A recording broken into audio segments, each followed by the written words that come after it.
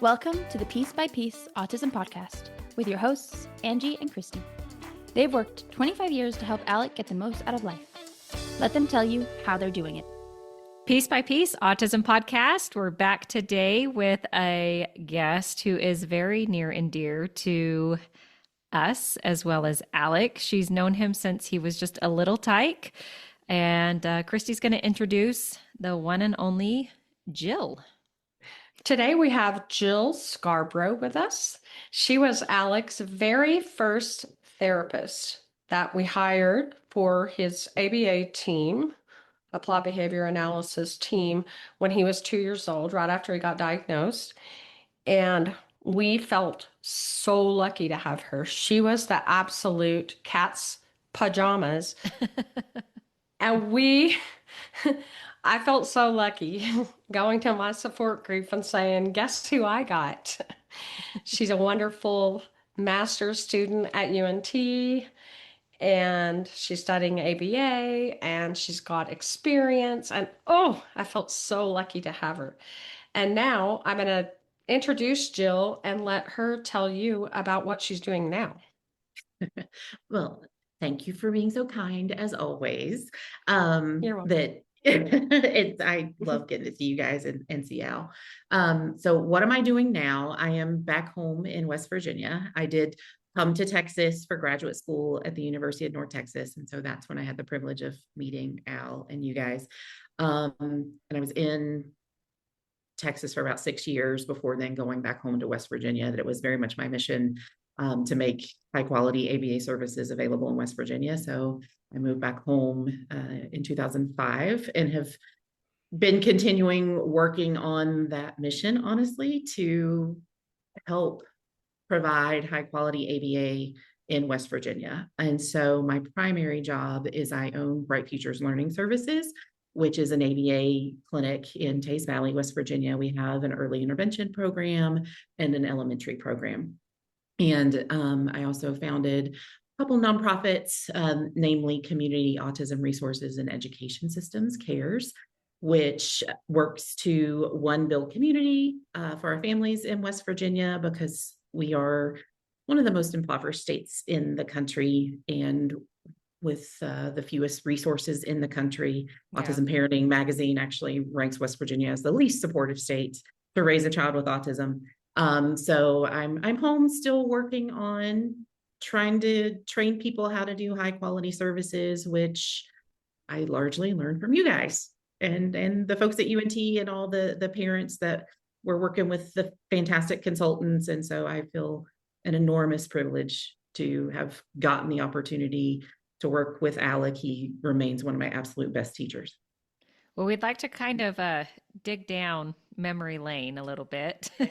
Yeah. and talk about some of those very formative years of his since you met him at such a young age at 2.5. So what were some of your first impressions of Alec as you started working with him? First of all, he was adorable. Like, I agree. I totally cutest kid. He was so stinking cute and just the biggest brown eyes. And yeah. We love all our kids, but he really was, I was especially close to Al. And I think that's why 25, how many years later, we're still in. 25 years. Yeah. For me, right. 25 years later, we're still in contact and still attached to him. That just he and I, because we were doing in-home programming, right? So we spent literally hours in your house and hours with him in the therapy room and all over the house, because therapy takes place all over. And just he and I spent, an enormous amount of time, just us together. And I just felt such a connection to him that I always thought I would be a boy mom. And I also just thought, like, this kid looks like he could be my kid, right? He was a sturdy guy that you could rough and tumble with and, tickle and that kind of stuff. That's my first thing was just how much fun I had with him. And he had the best laughs. He had the best tickles, right? And the best, do you remember, Christy, we did the nung and nung and nung and nung. Do you remember the nung and nung? Nung and nung and nung. The nung and nung and nung. It's like the hungry brain monster is going to eat your brain, right? And that's, we would work on requesting of that. That was one of the sounds that he would make the vocalizations was the nung and nung and nung and nung and nung. And so we turned in the hungry brain monster to nung and nung and nung. And so that was like one of the first requests was a nung and nung. He loved that, just rubbing his scalp and rubbing pressure into his head was super. Yeah. Oh, he was so into that. He still loves it to this day. Yeah. But well, that's today when I surprised him, it was still the deep pressure kind of, the head. Yeah. Yes.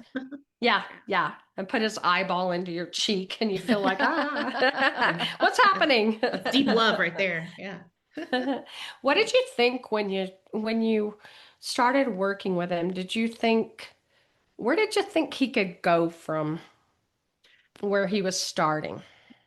At that time too, because he was, young, he was, 2.5. And I was nothing but hope, honestly, of the history I had coming in with my very first kid, Mike. He was in first grade when I moved, or second grade when I moved. He was in pre-K when I started with him. And then I think, I had worked with him for 3 years before, coming here. So that was really the only experience I had coming in. And Mike is also profoundly affected. There's multiple disabilities. And so I knew what we were able to help Mike achieve.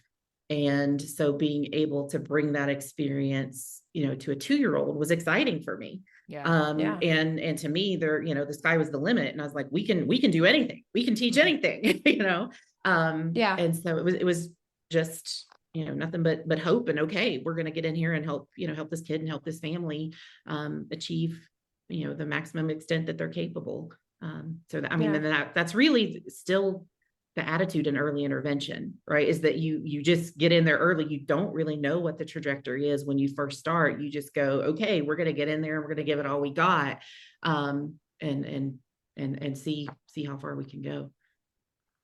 Do you remember what his strengths were as a 2.5-year-old? Yeah. One, a true strength is how much like emotional connection he had. Yeah. Right. Okay. That you hear, right. Like of really, like you hear, a lot of times folks on the spectrum and kids with the spectrum just want to be left alone. And certainly, he would enjoy alone time and, entertain himself. But he really also enjoyed being with you, right? And being connected and roughhousing and playing. Like that was, being on the swings together. And so I think that's a real strength that even, I've been in the field 28 years, and even in early intervention, that is still the first thing that we go for is make sure these kids want to be with us and be close, with you. And so I think that's always been a strength, and that's still right. Al loves being with his people and is a social guy, and wants to please and wanted to work hard. And so I think that's always been a strength for him. And then in, other skills, again, we know he's always been the matching king. Like his visual discrimination, he can match with the best of them, man. 1000%. He is a matcher. Matching king. Yeah. He's the matchmaker, that guy. Yeah. Yes, that's right. Which is the great skill, right? Because that's always one of the things we do in early intervention is we do a lot of matching, because that's the foundation for so many other things of learn similarities and differences. And if you can make those visual discriminations and you can attach language to them, so that he had that skill, and was, that was a strength for him, was great. What about any of his weaknesses coming in? What kind of hurdles or roadblocks did you see? Obviously that his lack of verbal communication, right? And the inability to get, he did have some, his vocalizations again weren't so many intentional speech sounds, right? So intentional, a lot of consonants.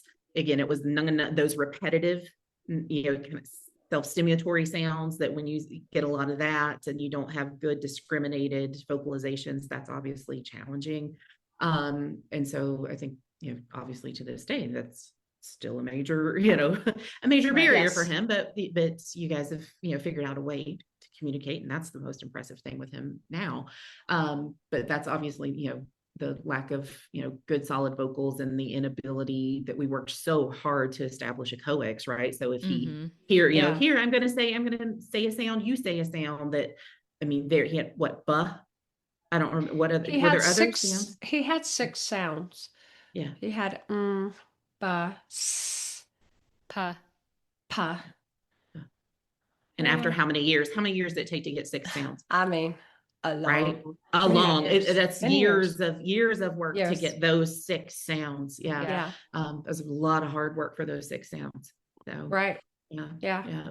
But I remember too, like other big barriers was again, rigidity and not being flexible, that it was, and again, without the inability to communicate. And when it is, you need things to be, predictable, and you attend to patterns. And if the pattern is broken and, you have to wait, like just how challenging those things for him, and how he would melt down if it was, oh, wait, we didn't we passed McDonald's instead of turning at McDonald's, or we, Sonic, we didn't get the corn dog, and just, how hard the corn dog, and biting off the tip of the corn dog. Bite off the tip of the corn dog and put it in the vent so to cool it off. Yes. The good old days with the Sonic corn dogs. Yes. And he could have worked for Google Maps because he knew exactly the route anywhere. I mean, as a 2-year-old, my husband literally would not believe me. And I said, just take the wrong turn up here and let's see what happens. Alec will let you know. Yeah. He kicked the heck out of the back of the seat. And I said, I told you. Wrong way, man. This kid knows where we're going. And he doesn't want to go there. So, yeah. After you've worked with Alec, okay, he's nonverbal. He's remained nonverbal. He's 27. And you've worked with children who have vocal language. How is it different working with one or the other? Like, how does that compare? It's all a different flavor of hard, right? Okay. It's like with, working with kids on the spectrum, it's what's your variety of hard? Because my original experience really was mostly with kids that were nonverbal. And so when first early times I had kids that came in with some speech, I was like, oh, this is going to be easy. It's a different hard, right? It's typically the challenges, if you have vocalizations, is again with more social emotional regulation, flexibility, everything has to be my way, that those are typically the themes that we see with our, not that, kids with don't have speech also have those challenges, but when it's, you already have some vocalizations, it is more of kind of the OCD barriers a lot of times that are more presenting, and again, flexibility, rigidity, that kind of, and again, like the longer I've been in the field too, and I have had some experience with the kids that, maybe had some that start at a level, level 3 on the spectrum and progress to a level 1, that it really over time becomes truly more of the mental health and social emotional challenges. And then depression and just, really struggles with social adjustment. That again, so there's none of it's been easy, right? So even in, the folks that, achieve the most, and, it's, and even adults, as I've gotten to know adults on the spectrum, and especially women on the spectrum, and talking to them about their experiences, is that how much their challenges you don't even see, but how hard they have to work for, regulation and sensory overload. And so it's certainly can bring gifts, and but everybody on the spectrum can, it's just, what's your flavor of hard? Yeah, that makes sense. Yeah. What do you remember about what a session was like? We call it a session. Yeah. What do you call it? A shift? What is a shift like? Yeah, we call it sessions still. For us at our clinic, it's still like, okay, your first session, second session. That it would obviously depend on the time of day that you get there. But almost always is going to start with playing, right? And we spent a lot of time outside on the swing set or the trampoline. We did a lot of good good things on the trampoline. Had a lot of fun there. I And remember so your shoes got chewed up by our dog one time. Remember that? I completely forgot that until you told me. Like those were my favorite shoes. No, I don't even know what shoes. I'm glad you forgot. I was like, now that you mention it, no, yeah, we were on the trampoline. I forgot that dog got my shoes. Yeah. But we, always would typically, always start with some kind of play. And again, I'm Al's a, physical kid, and I was, raised with only a bunch of boys. And so I'm a physical chick too. And so we would, do lots of, kind of tossing and kind of roughhouse play and tickles and that kind of thing. And then obviously within the play, we're working on, want to be with me, social referencing, requesting, because that's his, he was most motivated in those periods. And so we were working on some form of communication, whether it be just approaches, eye contact, reaches, that kind of stuff that we would, work largely on communication there, and work on, tolerating delays, right? That's always been a challenge for Al, is tolerating delays. And so we would work a lot on, okay, before I'm going to, put you on my shoulders and spin around and then crash on the bed, I'm going to delay that. And like, oh, we're going to wait before we do it. So we did a lot of that, and a lot of, build the routine up to work on vocalizations before we would crash, to try to get those vocalizations. I know we did a lot of that. Clearly in better shape back then. didn't need the gym as much back then. But then it would be a balance of about, 20 minutes. We would probably function in about 20-minute chunks at a time. To then go, okay, now let's do some sit down, more, structured, discrete trial, and instructor led versus, okay, follow child's lead kind of stuff. So everything went back and forth, always between those things. And then table sessions.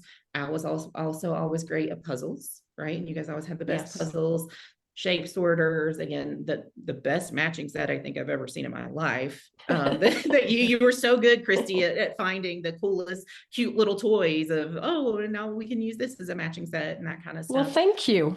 Yeah, it's true. Yeah. So table sessions, but then table sessions were also intentionally fun as well, right? I think right. As you mentioned, shaving cream. Yeah, we did a lot of shaving cream. When I listened to the episode about, what did you like, or one of the things you remember was shaving cream, and I was like, yeah, we did a lot of shaving cream. Yeah. That table was clean because we used all shaving cream. Right. Yeah. What kind of behaviors do you remember having to handle and address, and how were they dealt with for him being so little?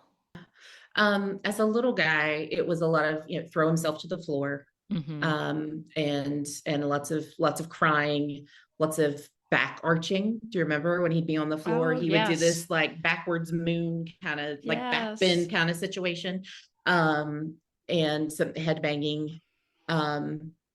Later, a little bit of aggression towards us, but not much. He was more prone to self-injury. But a little bit of, I think maybe a little bit of biting, a little bit of, headbutt at somebody, but the majority was, again, the full, like, just meltdown, tantrum, crying, that kind of thing. And typically, again, that was because when he didn't have a form of communication to tell you what he wanted, and it was so hard for him. And typically it would be, some kind of delay, tolerating a delay, couldn't have what you wanted when you wanted it, or a change in routine. Or also, making an error, or him perceiving that he made an error. Do you remember that? He was so sensitive to, because he wants to get it right. And so if he needed, like, oh, you missed that here, here's the correction, how much we had to work on him tolerating correction, because he really did not want to get it wrong, did not want correction. And so that was another thing that I know we had to work on, is staying calm. He always knew that the do-over meant I got it wrong. He doesn't. So we had to be really sensitive about training new people and saying, if he gets it correct, you keep moving. Once it's gone. And again, such a light correction, and not any form of overcorrection. Do it again. but just to maybe you move on for a minute and come back with a prompt rather than, what used to be pretty standard, a no prompt. Like he knew that right away, like, oh no, and meltdown if any form of, no equivalent. Even if you don't say no, right? If just you present it again means I messed it up, right? So that was really hard for him. So is there anything that, and I already know the answer to this and it might make me cry, but is there anything that you wish we had done that we didn't do? I only know this because we talked about it earlier, and it was your answer, but I agreed. And you all the qualifiers of all the million things you guys did right. But the one thing that I wished we had done with him is a communication device, an augmentative communication device, because he had a hard time with sign language, right? He had a hard time with picture exchange. But I remember, I was privileged that my first kid, Mike, his mom, Bev, was kind of a pioneer in augmentative communication. There's a PBS documentary, all this stuff. So I had that experience coming in.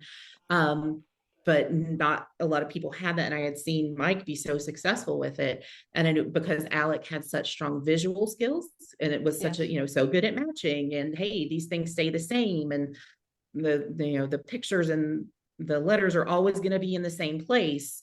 That I was, was like, hey, I would have liked to have tried that with him, which you do augmentative communication is anything other than your typical speech, right? So sign language, pictures, gestures, whatever.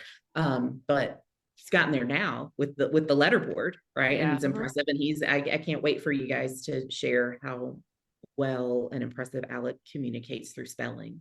And so, but that's, as we've talked about, the only thing that I think, he could have had some success earlier. Could we still do it? Or should we still consider doing it, in your opinion? I think still he's clearly learned to communicate through typing. And so continuing to figure out, okay, what's going to help him be most independent through typing. I think there's still, some room, obviously, there because it is as I don't think you guys have talked about it too much on the podcast yet, but with the letterboard, as you said, Christy, it still does require somebody to hold it for him, but you guys have done an incredible job of multiple people hold it for him and he communicates. He has multiple communication partners. It's not like, oh, it's only mom that has the secret sauce. And so, it's obviously because of the debunking of facilitated communication, people are always going to be skeptical if there is a communication partner and somebody else holding a board and that kind of stuff. And so there's always going to be like, is it really? Because we still as a society are learning so much about folks who are profoundly affected.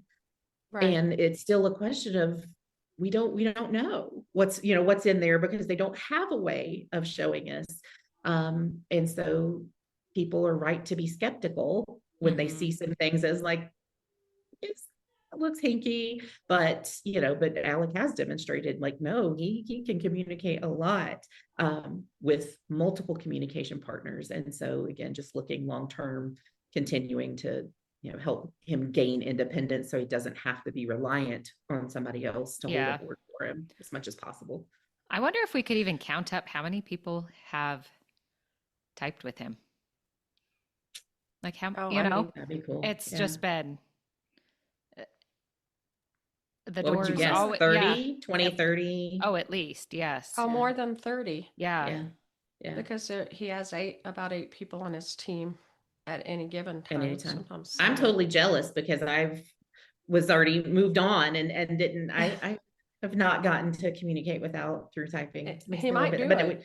I would love him. Pick it up and do it easily with you. Yeah. I tried it when we were in California a couple of years ago, and he and I were hanging out, and we were for his birthday, and we were on the Ferris wheel, and it was just me and him, and he had his board, and I was like, all right, let's just see. Can we do it? And he wouldn't have. He's like, girl, we're on the Ferris wheel. Calm it down. If he can get out of it, he'll probably try to get out of it. Yeah. And I clearly wasn't trying to really push it because I was like, I don't know, because I know there's a training method to start and get him confident, but I had to at least try. Yeah. The more he types with, though, the more quickly people are trained up. He's just, what's the word I'm thinking of? Generalized Yeah. Well, and his his skills confidence, so well. and his fluency has really picked up. That's when I saw him earlier today and communicating with you, Angie, it's a drastic difference. And we even have the videos that, you know, when I was here, 4 years ago, 2 years ago, to be able to see the difference. I video today, that would be fun to mash together, but he's gotten so much faster and so much more confident with it. Yeah. It's really impressive. Yeah. And we man, love it. His peripheral vision is crazy because he Yeah, doesn't seem to look at the board when he Yeah. types. But Yeah. Jill was pointing out earlier, like, we don't look at the board when we type either. If Yeah. like I did a typing class that really dates me, but back in high school. Or you Me do a too. keyboarding class. You did? Wait, what? Yeah, I know, right? I think I was the last of the Yeah, you were probably the last of the typing class, but or there were keyboarding classes, and you type Yeah. without looking, and that Yeah. is a thing. So Yeah. Yeah. I don't need to think of it as so unusual. But Yeah. what are you the most surprised about with how his life looks now? I don't know that I'm surprised versus just so impressed, right? Because I'm not Okay. surprised because you guys have always worked so hard to help Alec and give him the best life possible. And, again, from, you, Christy, years of working directly with them and always doing your absolute best. And so I'm not surprised, but it is so helpful for me to get to see the picture of, okay, this little guy, that I worked with when he was 2, that has very significant, support needs, and it's a lot of challenges, to see what does success look like for a profoundly autistic person to have a high quality life. And it's because I still am an early intervention. It's incredibly helpful for me and informative to have that long-term, here's what it looks like as an adult, and to see the skills and the tools that have helped him have such a successful life. Obviously communication being there, but again, like how much, using activity schedules, using the, token systems, using, all the weighting procedures, using, so much independence, that seeing here's how that shows up in the real world, at work, and his hobbies and his leisure, that it took all of that micro teaching, itty bitty baby steps, one at a time, plus one more, and how those, or in what you do in early intervention, those learn to learn skills, right? So matching, imitation, instruction following, visual discrimination, it's all of those components that then lead to the big picture composite of Alec is skiing, Alec is working, Alec, is dressing himself independently, all of those things, that it is those tool skills that we taught him when he was little and over the years, that have lent to, when presented with the opportunities that you guys have worked so hard to find for him, that because he has a long history of, okay, I'm going to learn. I am not going to be able to do this right away, but he has such trust and confidence in his team to teach him that he's a good learner, right? That's, super helpful for me to see. And just, again, it's an incredible life, and it's the model, that's a lot of what parents, and even, myself, even a few years ago, and some of our staff, of what does success look like, that this is the picture of it.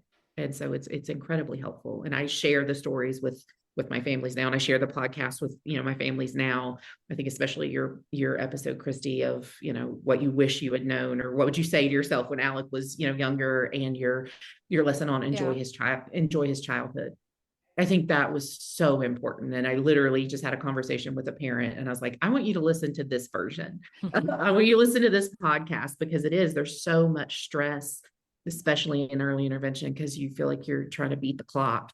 And to a degree you are, that it is, that we know that, brains develop, most rapidly early, and you can have the most impact the earlier you get in there. But like we've talked about, you're never done learning. Right. And so don't throw away childhood for the sake of, oh my God, we got to get, every hour in there. That it's part of what has been successful is that you guys recognize it's a lifestyle, right? It's not 40 hours sitting at a table.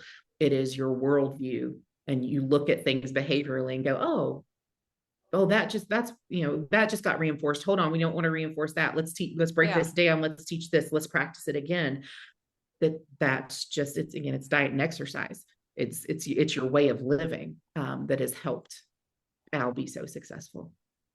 Yeah, that's what Angie and I always say. It's not a thing where you say, I'm doing this certain number of hours per week. Clocking in and clocking out. Yeah. You don't get to clock out. We just try to think about it in every interaction that we have with Alec. It's always a consideration. What am I reinforcing? What am I, what do I want? And even when you're teaching leisure, right? Because that clock out, as we've talked about, like that is a skill you had to explicitly teach Al. Yes. And so going like, okay, how are we going to reinforce, buddy, just chill in your chair, just be and just breathe, that it had to be, okay, we're going to do it for a little bit of time because he couldn't manage his own time. And so helping him learn how to relax and have fun had to be explicitly taught. Yeah, that was a really hard one for me because thinking that you're teaching someone leisure, it's not a concept that you think you're ever going to be dealing with, but actually seeing him be able to do leisure, to be able to do hobbies, to be able to sit and do his presence activities on his own has been really, really cool. And for him to genuinely enjoy them, right? Because he didn't at first. Oh, yeah. Right? It was like play was hard work. Yeah. But because he was such a good learner, that you helped him become such a good learner, that it is, okay, once I know how to do it, which is the same for any of us, when we're first learning something, it's not necessarily fun, it's work. But once we acquire the skill, then it is enjoyable. And so that's where he is now, is that, and he's gotten enough experience now that he's more confident and willing to try new things. Yeah. Because that's been successful.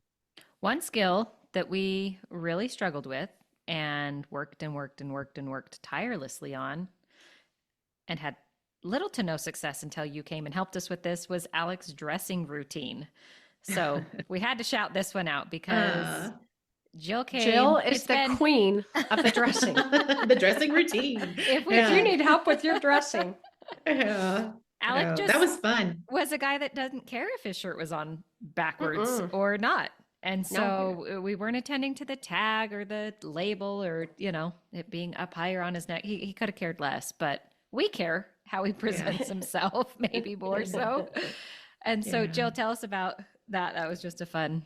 That was a really fun challenge, right? We had so much fun working with the team going, okay, hold on. How do we need to set this up? And that was also one of those times that we really had to think through, hold on, what's skill and what's will, right? Because there was, you guys had done a lot of things behaviorally of like, no, we're going to wait. No, we're going to try again. All of that kind of stuff versus going like, hold on, what accommodations does he need? Right. To be able to do this more successfully and more errorlessly. So how can we set the system up more successfully for him? And so we rearranged his whole drawer system so that it was always, his chest, correct me because it's been a few years since I looked at it, but I think we set it up so it's, more from a motor planning perspective is more how we addressed it. And so it was, underwear. So we're going to go left to right, top to bottom, right, in his drawer. So underwear is always going to be in this drawer that goes first. What is next? Shorts in the next drawer over, and then then shirts down below that, and then the main thing that we really, I said we MacGyvered it, is we needed to think about how we could fold the shirt so that when Alec grabbed the shirt out of the drawer, it was positioned for him to most easily put it straight on. And so we were just reviewing, we have the video of us going like, hold on, you have the shirt folded. Yes. Hold on, fold it this way, fold it that way, hold on. So that then we worked it so that when he grasped the shirt and we taught him just grasp the very end, the tail of the shirt, and then you can put it straight on your head. And then that was, I think, the secret sauce of once we figured out how to fold it so that he could grasp and go straight to put on. That's what got him there. So that was, I remember high-fiving it up once we figured out, like, this is the secret fold. Yeah. Yeah, It's y'all should really post a changed. video of the secret fold. Yeah. The Yeah. secret fold. That's where it's at, man. Yeah, which he It's folds, really, right? He folds the it's, shirts himself He too. does. He does. it's really changed the way that he gets dressed. It's like there's not mistakes. We're not redoing. We're not restarting. He's just able to get dressed and do it successfully every time. Yeah. So thank you for that. We Yeah, really no, appreciate truly, it. that was so much fun. It really was. It was like we were so like, no, there's got to be a way, and that was a good time. Yeah. Well, it's worked. All right, Jill, any other thoughts or things you want to share? We've sure have had a good time chatting with you today and catching up again. Yeah, it's just the overall the gratitude for having the privilege of working with Alec and you all and the consultants that I had the privilege of learning from, that it truly is what has, shaped so much of my education and continues to be what I lean on, to help our kid, the kids at our clinic now. Yeah. And it just felt like just an enormous blessing and privilege, because the way that we did it when Alec was little, it's hard to come by. And even the way you do it now is hard to come by. And so the enormous gratitude and respect I have for you, Christy, for always going, no, how do we, we don't settle, and we're going to continue to, help Alec have the best life possible. And just how, because I had the privilege of learning from him and from you, that it's had, given back in magnitudes, because I'm able to then help other kids and share that experience. And so that's the main thing, is just thank you. And getting to continue to see it. Yeah, it's true though. I appreciate it. Thank you so much. It's such a wonderful thing whenever we don't have to say goodbye to people that have been truly remarkable in Alec's life and have had such a imprint on our hearts and our minds and his progress. And we really appreciate that you've stayed in touch and that we've been able to watch you grow as a professional. Yeah. And I have to say it, Jill. She was in the Oval Office. It's kind of a big deal. Kind of a big deal. Kind of a big deal. Yeah. Got to preach ABA from the Rose Garden and all the importance. Yeah, that. All the way to Capitol Hill, Jill. That's what Capitol Hill, Jill. Yeah, that's my folks at work now will be like, are you real Jill today, or are you Capitol Hill Jill? Like, I gotta be bougie. I gotta be Capitol Hill Jill today. Okay. Hey, I do have to ask you this, Jill. Do you have a waiting list, or you have any spots open at your clinic? The waiting list is non-ending. That in West Virginia, only about 4% of kids have access to ABA at all. And so that's why we founded CARES, Community Autism Resources and Education Systems, to help, families build community, help them learn from access resources that are available. And then the main thing is on our end too, is working to train more providers. And so it's devastating. And so that's why we work super, super hard to train more people how to do high quality services. And so it's heartbreaking that, so again, why I feel so grateful for the privilege that I had to, work with Al and learn, so that then we can train others to help other kids. Well, you're doing amazing things. So happy to hear that. Bright Futures, we're privileged to have, around 60 staff that really love kids and are going, how do we help kids and families? So it's a privilege. That's awesome. Well, we are so glad that we were able to sit down and chat and go down memory lane a little bit. It's fun to have you here. I know Alec was pumped to see you. Yeah, I love getting to see him. It's good for my soul. It really is. I know, it's the best. If I go too long without getting up here and loving on him, it's not good. So, well, thanks again for joining us. That is a wrap for today's episode of Piece by Piece. We love that you're here. We hope that you will help us spread the word and share the show. You can find us on Instagram and Facebook at Piece by Piece Autism Podcast. That's PIECE, Piece by Piece Autism Podcast. We'll talk to you next time. Bye. Bye.